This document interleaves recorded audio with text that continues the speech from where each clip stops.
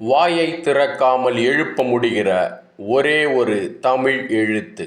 தமிழ் எழுத்துக்களில் வாயை திறக்காமலே எழுப்ப முடிகிற ஓர் எழுத்து இருக்கிறது. அது என்ன எழுத்து தெரியுமா?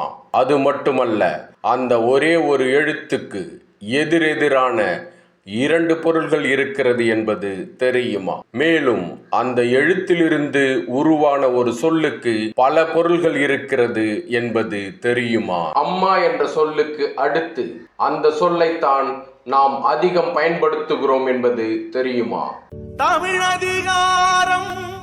தமிழ் மொழியில் உள்ள எழுத்துக்களில் வாயை திறக்காமலே எழுப்ப முடிகிற எழுத்தொலி இம் என்கிற எழுத்தாகும். இம் என்பது அமைதி மற்றும் சம்மதத்தை குறித்தாலும், அதையே அழுத்தி சொன்னால் மறுப்பு மற்றும் எதிர்ப்பை குறிக்கும். இந்த இம் என்கிற எழுத்தொலியில் இருந்துதான் சும்மா என்கிற பல பொருள் கொண்ட சொல்லும் உருவானது.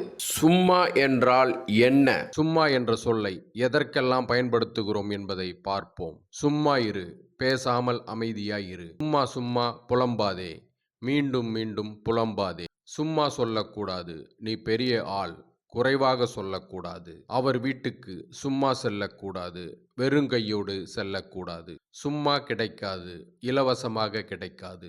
சும்மா சொல்லாதே, பொய் சொல்லாதே. சும்மாதான் இருக்கு, பயனற்று இருக்கு. சும்மா பேசிக்கிட்டே இருக்காதே, அதிகமா பேசிக்கிட்டே இருக்காதே.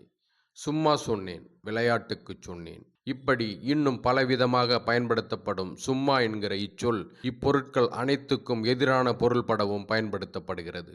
ஒருவரை ஏதோ காரணத்துக்காக நாம் பார்க்க சென்று அக்காரணத்தை அவரிடம் சொல்ல தயங்கி சும்மா வந்தேன் என சொல்லும் இடத்தில் சும்மா என்ற சொல் அதன் பொருளுக்கு எதிரான பொருளை தரும் சொல்லாக பயன்படுகிறது. இது சும்மா என்ற சொல்லுக்கு மட்டுமே உள்ள சிறப்பு ஆகும். சும்மா என்கிற இச்சொல் மலையாளத்தில் சும்மா, சும்மக என்றும், கன்னடத்தில் சும்மன என்றும் பயன்படுத்தப்படுகிறது.